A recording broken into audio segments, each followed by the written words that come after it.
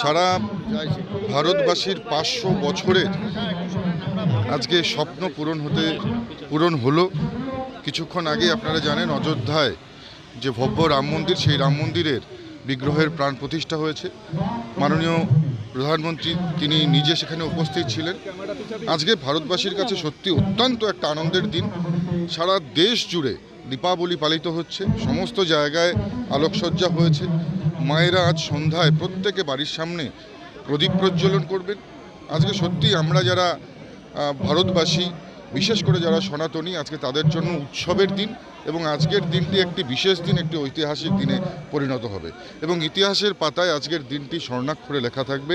এবং বারংবার আমরা বলবো, সবাই মিলে আসুন, আনন্দ উৎসবে আমরা সবাই মিলে সামিল হই, কোনো বিতর্ক না করে উৎসবের দিনটিতে আমরা সবাই মিলে আমরা উদযাপন করি। রাজারহাটে হলো আরও বেশ কয়েক জায়গায় রাম মন্দির তৈরি হবে।